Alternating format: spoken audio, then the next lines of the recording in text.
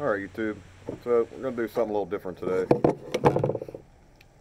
Kind of just doing a review on, well, I just got a used Glock 22 Gen 3 and didn't really do too much to it. I just put like an extended mag well on it and that was about it. Came with factory night sights.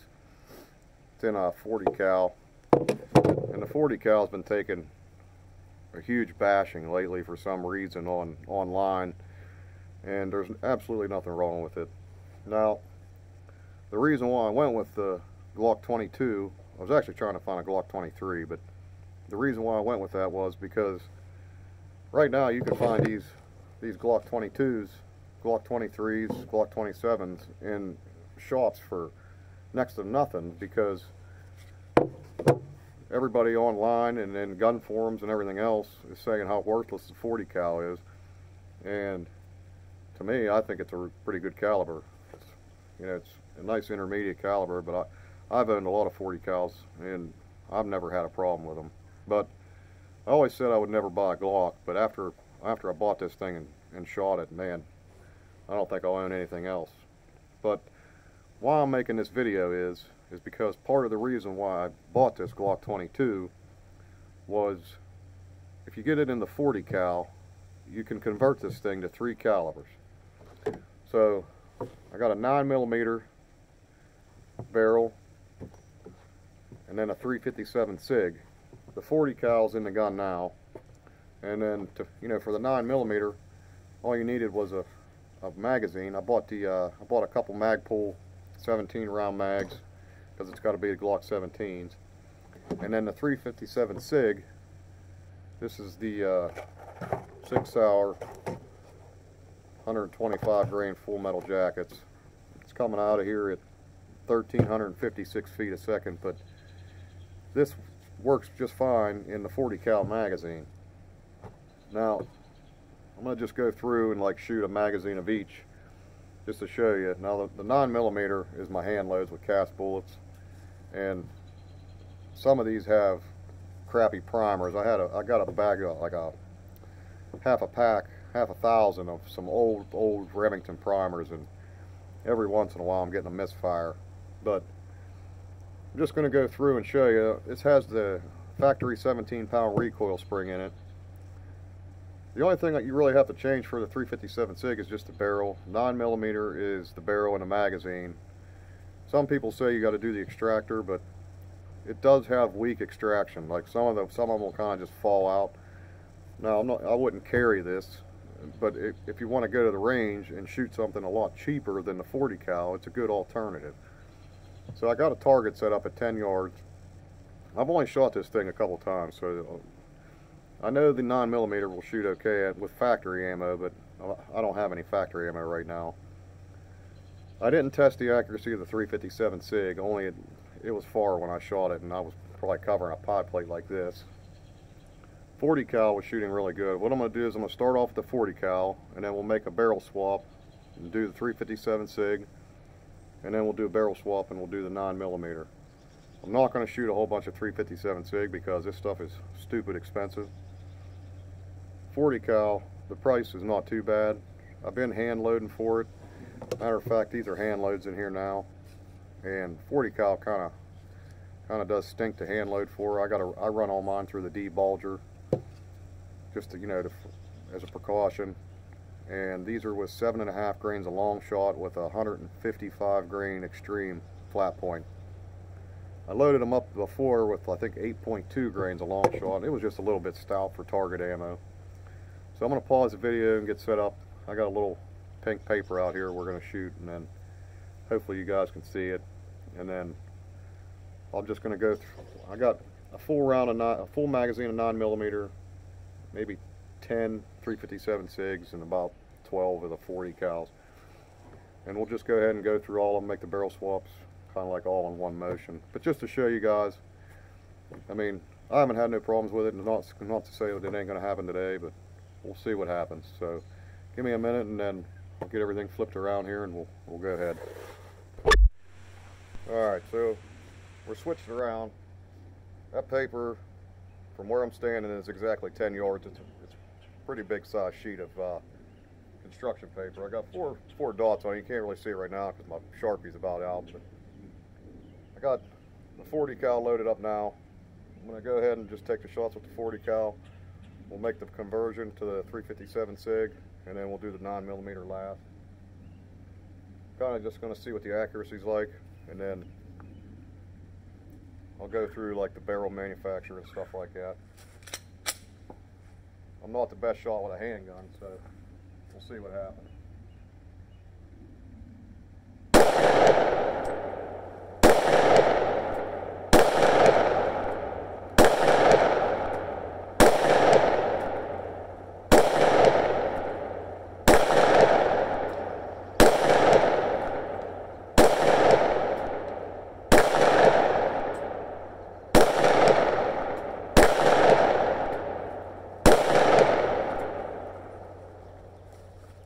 Well, that was absolutely terrible. Those hand loads are bad. They ain't very accurate. So you guys know, to break down the Glock, just pull back on a little bit. Pull your things down, pull the trigger. Take the recoil spring out.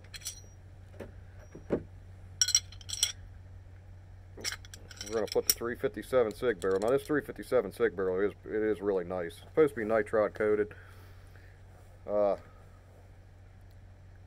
Kind of has a little duller finish than nitride, but I haven't really shot it that much to know how good it's going to keep up. So we'll put her back together. Well, this is 357 SIG, 125 grain full metal jackets. Those last ones were my hand loads.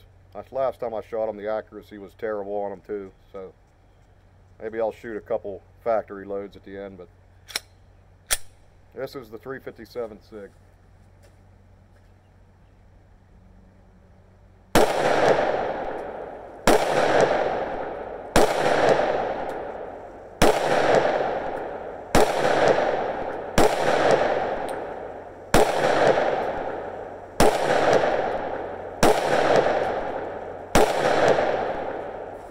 Maybe it ain't my hand loads, maybe I just stink.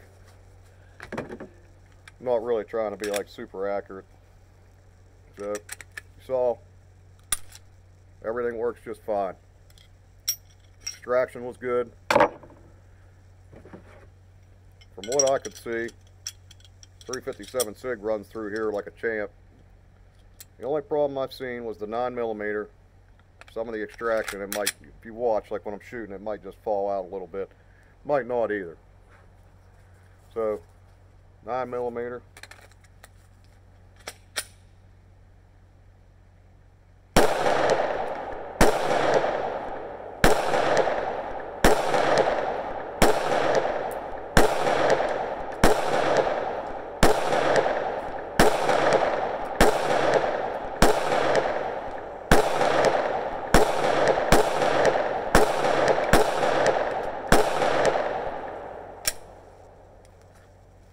Can't get any better than that.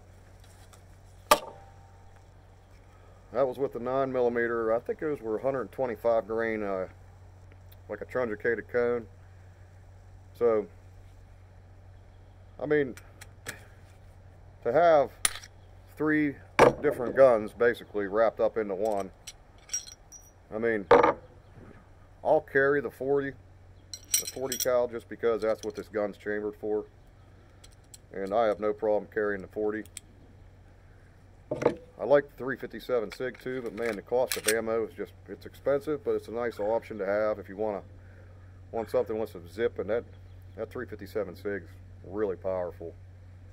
And then to be able to convert this to 9mm and save yourself a fortune on plinking ammo, practice ammo.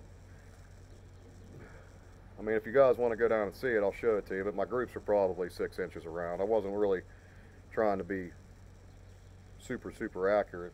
The 9mm shot a lot better than the rest of it, believe it or not. Everything was consistently 5-6 inches, with me just pulling up and shooting pretty quick. But I could see the extraction from the 9mm coming out of the corner of my eye, and it looked like everything was flying pretty consistent. I mean, I see all my casings are over here, so just wanted to give you an idea. Now, I bought these barrels from Creek Arsenal. This is the 9mm stainless for the Glock 22 conversion, 9mm. This is the 357 SIG barrel. Now this isn't, like, didn't say conversional in this one. It was for the Glock 31, I think is what it was. And it's the same thing as the Glock 22 barrel. So it works just fine. They're all the same cut and everything like that. I think you know, when you get up into the Gen 4s, you might have to switch out, but the Gen 3s and stuff all seem to be pretty reliable. Like I said, factory, I think it's a 17-pound recoil spring from the Gen 3, runs all of it. So just an option out there. You see one of these guns sitting on a shelf. I mean, I paid $300 for this. Actually, I didn't even pay that because the guy that was selling these had them on sale for 20% off, and then that was 20% off $250. I forget what I paid for it, but it wasn't much. And the gun is in really, really good shape. The only thing I see was there was just a little scuff right here. So, see one of these on the shelf for dirt cheap, I mean, pick it up. It's going to save you a lot of money. But all in all, I'm pretty happy with the Creek barrels. I mean, the only thing that I've seen with the 9mm was the rifling was a little dirty. I had to clean it up, probably just from them test firing. But I mean, another good product from them. There's a couple more things I want to get from them. I'm still looking to get a 6.5 Grendel upper, and then I'd like to get a 300 blackout upper off of them, or maybe a 458 SOCOM, something different in an AR than just shooting a 223. But we'll see what happens. But thanks for watching, guys, and hope you enjoyed the video. Just figured I'd try something different today. Thanks for watching. Like and subscribe. I'll leave my email in the bottom of the description, so if you guys got any questions or comments or anything, just go ahead and email me. I usually always answer them. Try to answer most of the comments too. So thanks for watching.